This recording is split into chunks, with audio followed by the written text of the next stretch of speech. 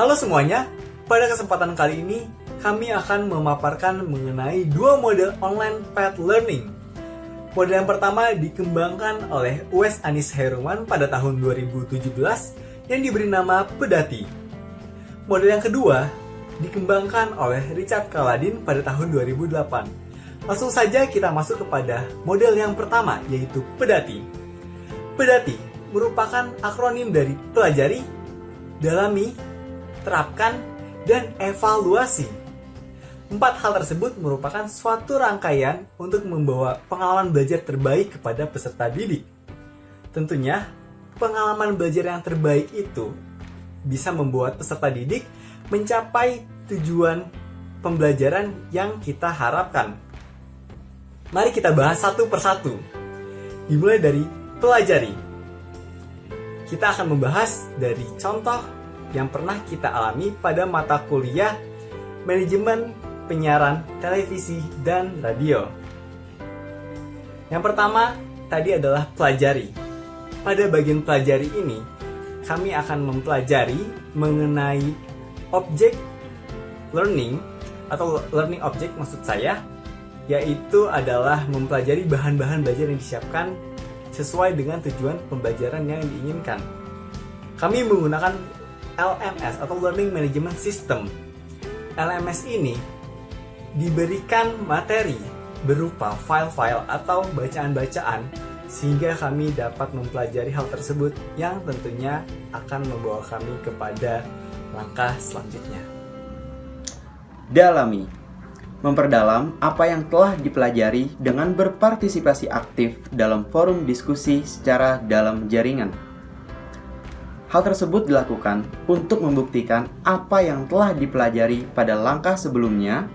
Peserta didik diajak untuk memperdalam apa yang telah dipelajari melalui chat, forum, telekonferensi, dan lain-lain. Dalam alur pembelajaran ini, proses pembelajaran diselenggarakan melalui platform telekomunikasi. Dosen mengadakan dan menyediakan ruang virtual yakni Zoom Meeting untuk digunakan sebagai kegiatan pembelajaran berupa forum diskusi dengan pembahasan materi bahan ajar yang telah diupload ke dalam Learning Management System. Hal ini guna mendalami materi yang telah dipelajari oleh mahasiswa. Selain melalui Zoom Meeting, dosen juga menyediakan WhatsApp Group sebagai tempat berdiskusi ataupun bertanya mengenai materi yang sedang dipelajari oleh mahasiswa, dan nantinya dosen pun akan memberikan feedback serta jawaban akan rasa penasaran ataupun pertanyaan yang telah diberikan dari mahasiswa ke dosen tersebut. Nah, sekarang kita masuk ke siklus terapkan pada Pedati. Pada bagian ini akan mencoba menerapkan apa yang telah dipelajari dengan mengerjakan tugas daring yang diberikan.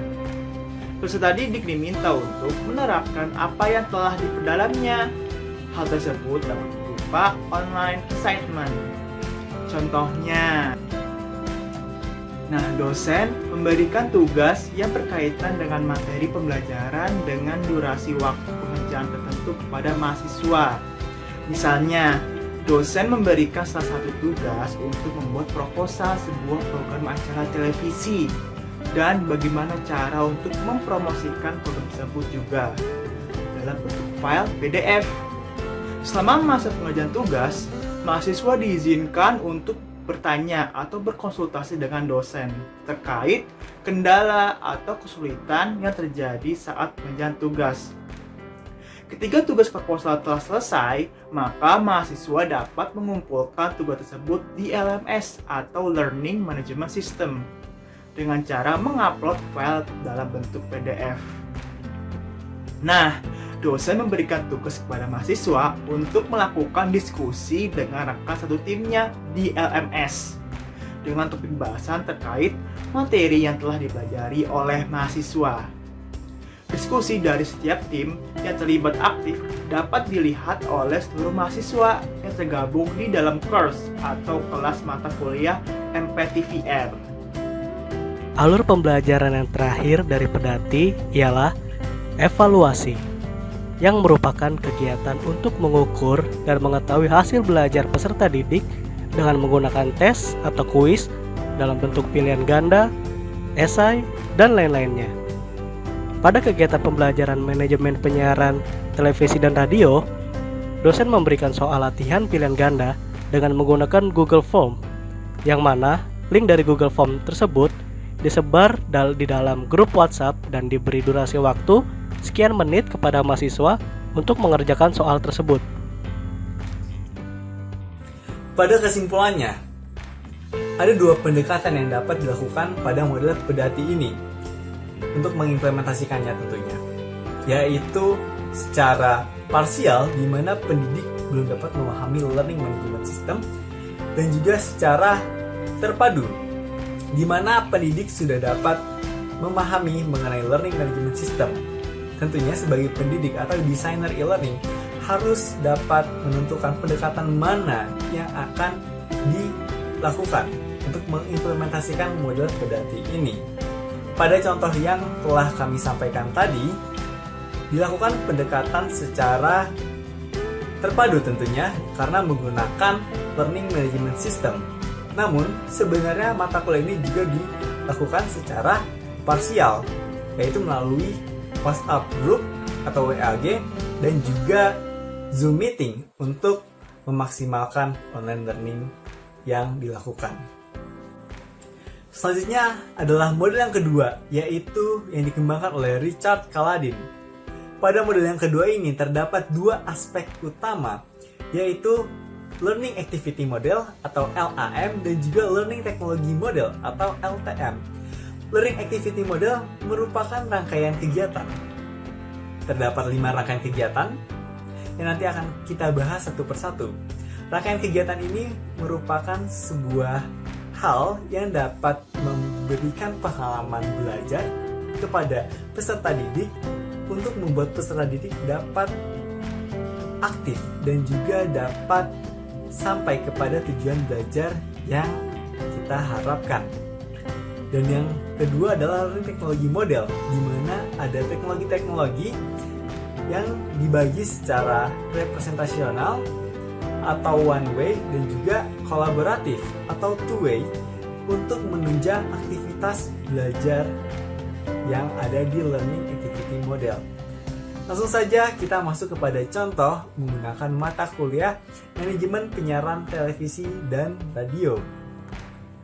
Pada aktivitas yang pertama adalah provision of material, di mana terjadi penyampaian atau transfer bahan belajar kepada pembelajar sehingga menciptakan kegiatan belajar yang tentunya saling berhubungan.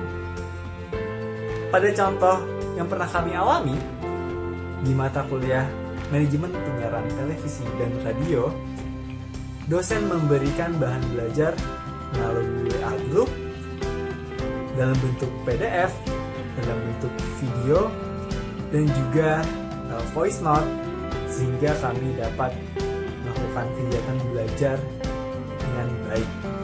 Learning teknologi model yang digunakan yang telah saya sebutkan tadi yaitu secara representasional atau one way. Interaction with materials merupakan kondisi aktivitas belajar yang berupa interaksi antara pembelajar atau mahasiswa dengan bahan belajar yang telah disampaikan pada provision material. Berdasarkan pada pengalaman kami pada perkuliahan manajemen penyiaran televisi dan radio, aktivitas ini akan berupa membaca PDF yang dibagikan oleh dosen, dan kami mulai mencatat serta merumuskan pertanyaan atas materi dalam PDF tersebut. Selain itu, interaksi berikutnya ialah ketika kami membuka tautan YouTube dan mulai menonton video yang ada di dalam tautan. Pada saat menonton, kami juga berinteraksi dengan mengklik pause atau melakukan screenshot pada bagian-bagian yang menurut kami penting, atau kami mengulang video untuk lebih memahami maksud informasi yang sulit kami pahami. Hal yang hampir sama juga kami lakukan ketika mendengarkan rekaman suara dari dosen, di mana kami akan mengulang-ulang kembali dan mencatat kata-kata penting dari dosen. Interaction between learners atau IL. Interaksi antar peserta didik dengan materi yang sedang dipelajari dalam format diskusi secara formal maupun informal. Dalam perkuliahan manajemen penyiaran televisi dan radio, dosen memberlakukan dua jenis diskusi yang harus dilakukan oleh mahasiswa. Pada diskusi formal, dosen menggunakan dua platform dengan tujuan diskusi yang berbeda. Pada diskusi rutin secara mingguan, dosen menggunakan WhatsApp Group untuk melakukan diskusi setelah mahasiswa menerima bahan belajar yang telah dikirimkan oleh dosen sebelumnya ke dalam WhatsApp Group tersebut. Diskusi di WhatsApp Group akan berupa tanya jawab dan saling mengemukakan pendapat akan suatu topik yang sedang dipelajari. Kemudian untuk diskusi mengenai tugas akhir, dosen memberikan fasilitas untuk mahasiswa agar bisa melakukan diskusi di Learning Management System Online Learning UNJ. Setiap tim mahasiswa akan membuat sendiri forum diskusi yang ada pada course perkuliahan manajemen penyiaran televisi dan radio. Kemudian untuk diskusi informal, kami mahasiswa biasanya akan menggunakan WhatsApp Group khusus kami sendiri yang berupa text message ataupun group call, dan juga kami dapat memanfaatkan layanan yang dipersembahkan oleh Google Meeting di luar waktu perkuliahan.